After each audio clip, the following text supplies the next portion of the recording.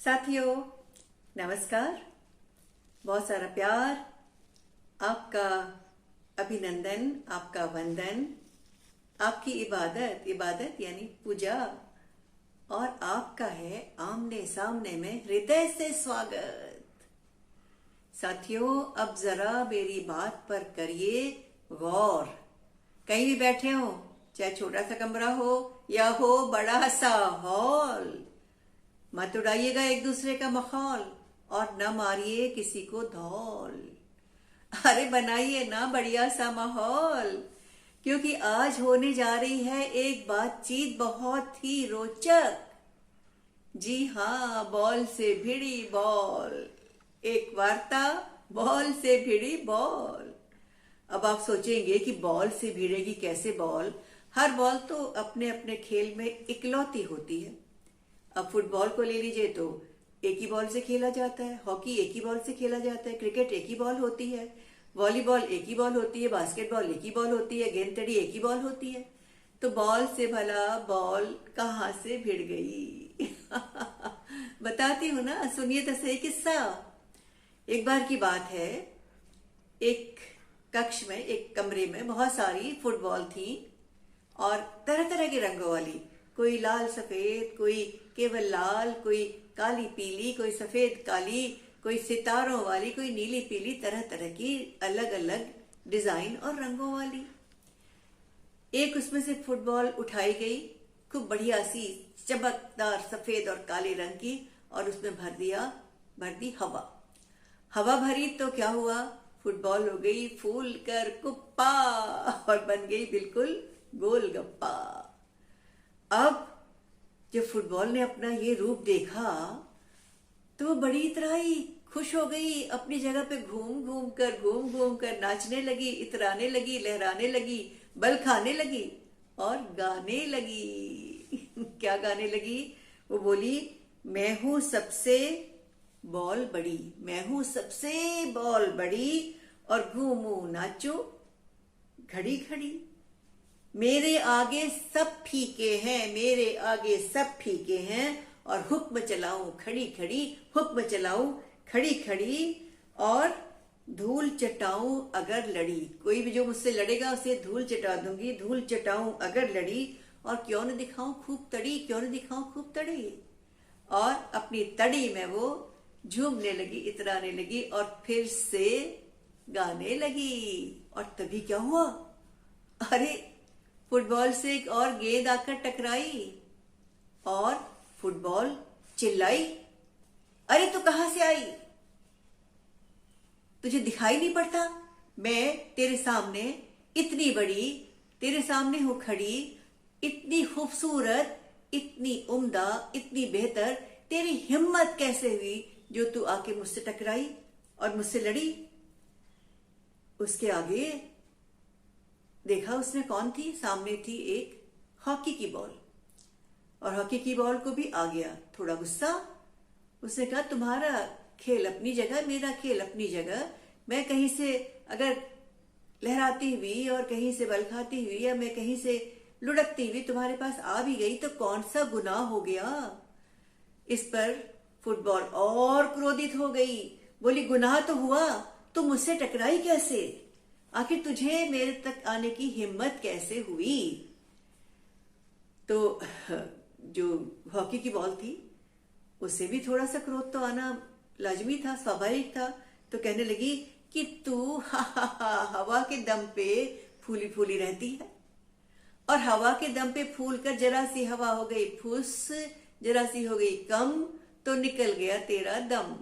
और उसी बात पे तू इतना इतरा रही है, इतना बल खा रही है, इतना मुस्कुरा रही है और गा रही है। ये बात सुनी किसने? फुटबॉल ने। और वो हो गई आग बबूला। आग बबूला होना यानी गुस्से से लाल पीला हो जाना। और उसके बाद उसने कहा, तेरी ये औकात, छोटे मुंह बड़ी बात, तुझे इतना लिहाज नहीं कि कौन तुझसे बड़ा है, कौन तुझसे छोटा है? तुझे ये दिखाई नहीं पड़ता मैं तेरे सामने खड़ी हूं, इतनी बड़ी, इतनी इतनी महान, और तुझे मेरी महानता को देख के जरा भी लिहाज नहीं हुआ? तो मेरे तो इतने सारे रंग हैं, तू मेरे रंगों को देख, तू मेरे तन को देख, तू मेरे अंग को देख, तू मेरी ओर देख, लाल पीली नीली पीली काली सफेद सितारों वाली तरह तरह के रंगों वाली होती है फुटबॉल, और तेरा क्या है, एक ही सा रंग, बिल्कुल बेमेल सा बेढंग। अब हॉकी की बॉल को आना था गुस्सा, और वो भी गुस्सा हुई और बोली कि तेरे चाहे कई कई रंग हो, मेरा एक रंग लाल मुझे बनाता है लाजवाब, और मुझे बनाता है सब में खुशहाल। मुझे देखकर सब हो जाते हैं बेहाल, सब हो जाते निहाल।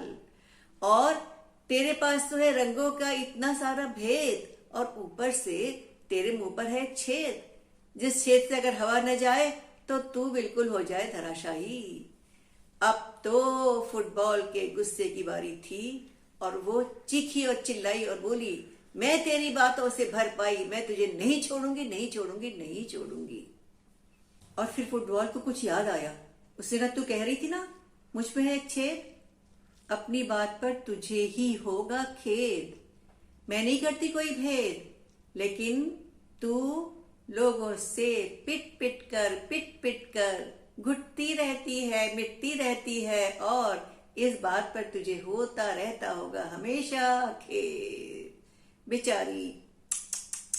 चिढ़ाते हुए उसको फुटबॉल ने क्या कहा कि तू घुटा मत कर, ज्यादा पिटा भी मत कर। इस बात पर हॉकी की बॉल गुस्से में आ गई, और वो बोली कि अच्छी कही तूने कि मैं पिटती हूं, घुटती हूं, लेकिन घुटे तेरे दुश्मन। तू सोच अपनी कि तू हर वक्त लोगों के पैरों से मारी जाती है, लात खाती है, और दर दर की ठोकरें खाती है, और तू मुझे बातें सुनाती है। इस बात पर फुटबॉल को और गुस्सा आ गया, और वो क्या बोली कि अरे अनपढ़, बात समझ। फुटबॉल का मतलब क्या है? फुट का मतलब होता है पैर। अंग्रेजी जानती नहीं ना, तो बीच में टांग मत अड़ाया कर, ठीक है? फुटबॉल का मतलब होता है पैर से खेले जाने वाली बॉल, और तू तो लकड़ी की डंडे से पिट पिट कर होती है बेहाल, तेरा हो जाता है बुरा हाल। बेचारी। अब इस बात पर, पिटाई की बात पर, तो हॉकी की बॉल बहुत गुस्साई, और उसने कहा कि तू मेरी बराबरी नहीं कर सकती। मैं छोटी हूं, मान लिया, मेरा एक ही रंग है, मान लिया, डंडे से हॉकी से खेली जाती हूँ, ये भी मान लिया, लेकिन मेरी राष्ट्रीय पहचान है। मैं राष्ट्रीय खेल माना जाती हूँ, हॉकी को राष्ट्रीय खेल माना जाता है, और तू फुटबॉल।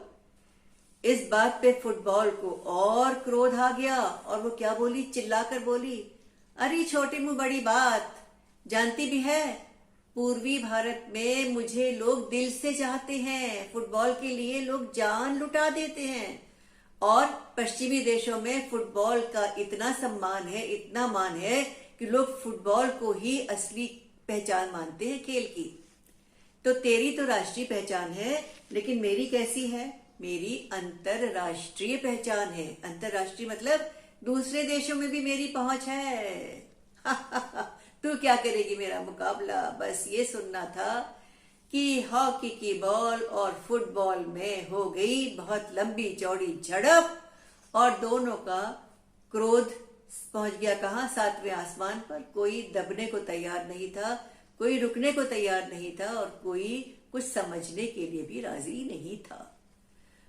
अब ऐसा है कि अब बच्चे आज बड़े समझदार हो गए हैं, है ना? तो एक बच्चों ने एक अपनी अदालत बना ली थी। कुछ बच्चों ने, समझदार बच्चों ने मिलकर एक अदालत बना ली थी कि ऐसे छोटे मोटे जो झगड़े होते हैं उनको तो हम सुलझा लिया करेंगे, ये सोच के। तो इतना झगड़ा बढ़ा कि बच्चों की अदालत में पहुंचने की नौबत आ गई, और बच्चों की अदालत में 3 जज होते थे, एक बच्चा यानी लड़का, एक बच्ची लड़की, और एक छोटा बच्चा, ठीक है? तो बच्चा जज, बच्ची जज, और छोटा जज, छोटी जज, ऐसे 3 होते थे, ठीक है?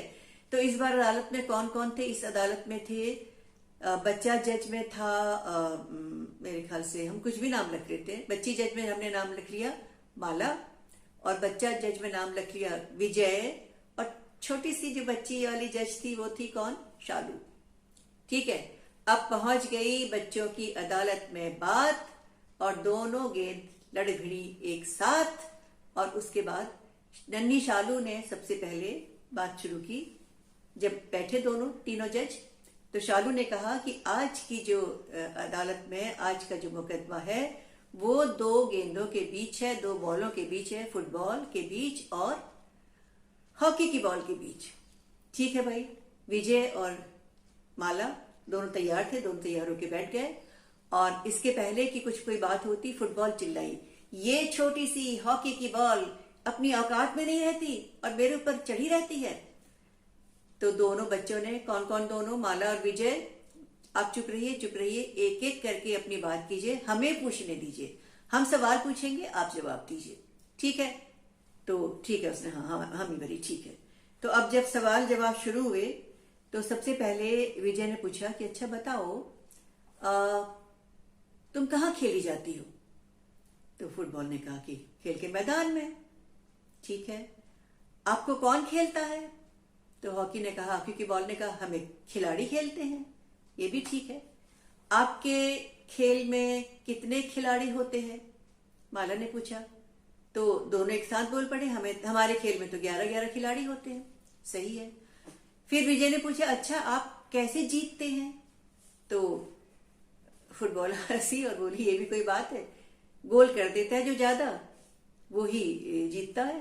हॉकी वाली, हाँ हमारे यहाँ भी यही होता है। हॉकी की बॉल ने कहा, गोल जिसका ज्यादा गोल वो जीता।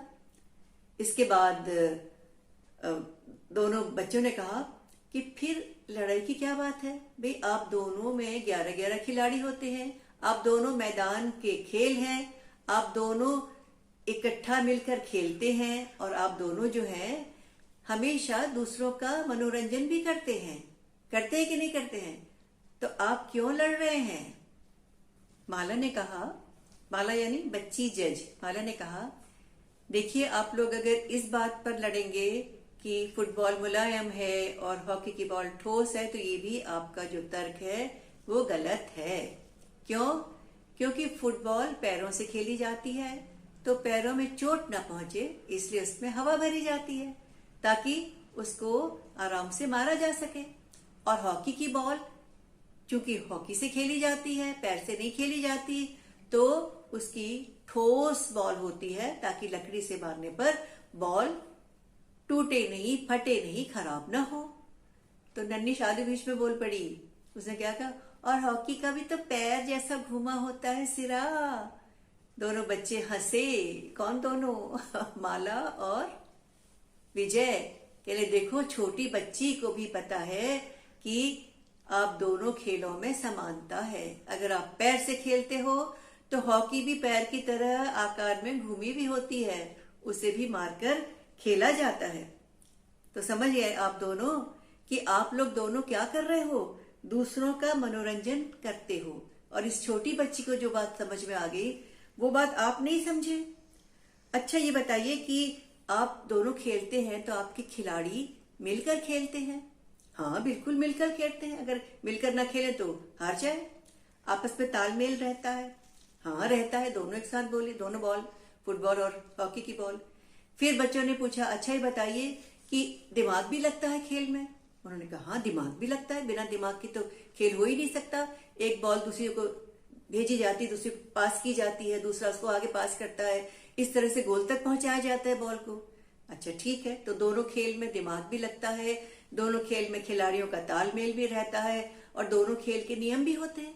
हाँ नियम भी होते हैं। दोनों खेल का समय भी होता है। हाँ समय तो होगा ही होगा, निश्चित समय में खेला जाता है खेल। तो भाई दोनों खेल के नियम भी होते हैं, दोनों खेल का समय भी होता है और दोनों खेल के खिलाड़ी कैसे होते हैं? खूब तंदुरुस्त होते हैं, हृष्ट पुष्ट होने चाहिए, बिल्कुल होने चाहिए। अगर तंदुरुस्त नहीं होंगे तो हार नहीं जाएंगे हम खेल को, कमजोर खिलाड़ी क्यों रहेगा?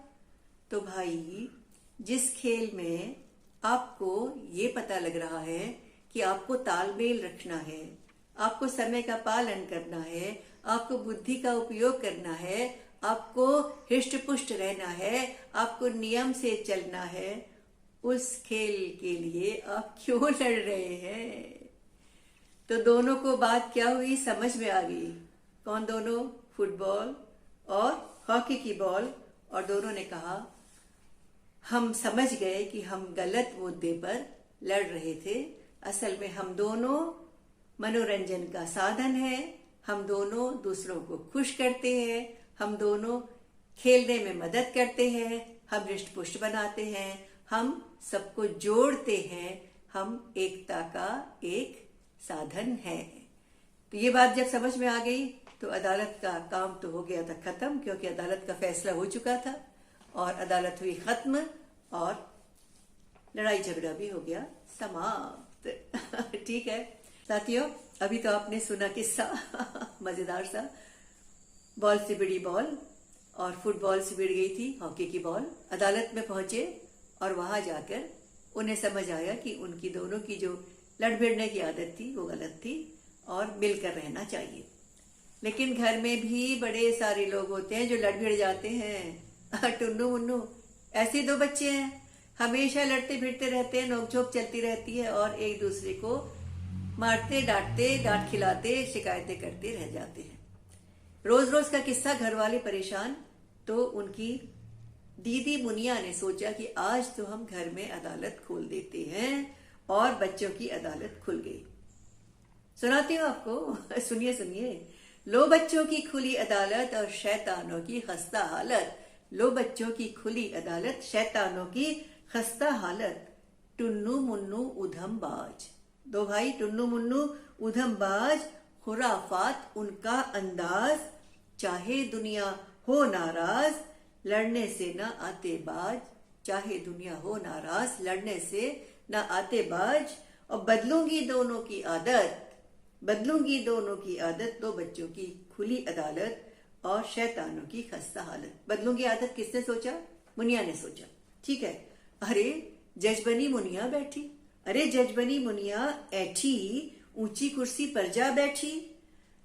नहीं चलेगी लाग लपेटी, धक्का मुक्का या घुसपैठी। नहीं चलेगी लाग लपेटी, धक्का मुक्का या घुसपैठी। अब न चलेगी नफरत चाहत, अब न चलेगी नफरत चाहत। लो बच्चों की खुली अदालत, शैतानों की खस्ता हालत। शैतानों की खस्ता हालत। अब दोनों शिकायत करना शुरू हो गए। मुन्नू ने बस्ते को खींचा, हाथ पकड़कर मेरा भींचा। टुन्नू ने कहा। अब मुन्नू नीचा मुझे दिखाता, करता पीछा। मुन्नू नीचा मुझे दिखाता और हरदम करता मेरा पीछा। उसके बाद क्या कहा? मुन्नू जी की आई शामत, लो बच्चों की खुली अदालत और शैतानों की खस्ता हालत। अब मुन्नू की बारी थी। मुन्नू ने क्या कहा? अब मुन्नू की थी सुनवाई, उसने अपनी टांग दिखाई। अब मुन्नू की थी सुनवाई, उसने अपनी टांग दिखाई। लंगड़ी मारी और ये लचकाई, लंगड़ी मार के लचका दी और देखो पट्टी भी बंधवाई, देखो पट्टी भी बंधवाई। मुनिया जज का क्या होगा मत, मुनिया जज का क्या होगा मत। लो बच्चों की खुली अदालत, शैतानों की खस्ता हालत। शैतानों की खस्ता हालत। अब भैया मुनिया तो जज बनी, उनका क्या निर्णय होगा देखें भाई। मुनिया ने चश्मा खिसकाया। मुनिया ने चश्मा खिसकाया और आंख तरेरी और डराया। कहा क्या? लड़ना बंद, कहा धमकाया। लड़ना बंद, कहा धमकाया और लिखकर अपना हुक्म सुनाया। लिख दिया उसने कि लड़ाई बंद, लिखकर अपना हुक्म सुनाया। और घर में सबने पाई राहत, घर में सबने पाई राहत। लो बच्चों की खुली अदालत और शैतानों की खस्ता हालत। शैतानों की खस्ता हालत। तो भाई ये थी घर की अदालत, जिसमें मुनिया बनी थी जज। टुन्नू मुन्नू को लिखकर दे दिया गया ऑर्डर, हुक्मनामा कि अब आप लड़ाई नहीं करेंगे। और अब मानना पड़ा उनको। तो घर में सबने चैन की सांस ली। तो भाई अदालत की जरूरत पड़ती है कभी कभी, जब भिड़ आते हैं लोग, जब आपस में टकराने लगते हैं, विचारों का मतभेद होता है। लेकिन जो अदालत के जज होते हैं उनको समझदारी से काम करना पड़ता है। तो काम तो सब जगह है इसी का, बुद्धि का। तो अपनी बुद्धि को इसी तरह से उम्दा बनाएं हम लोग सब मिलकर, और एक साथ मिलकर रहें, एक साथ अच्छी बातें करें और लोगों के लिए मनोरंजन तो करें ही करें, साथ में कुछ अच्छे सुझाव और अच्छी सीख भी देते चलें। इतना ही। नमस्कार।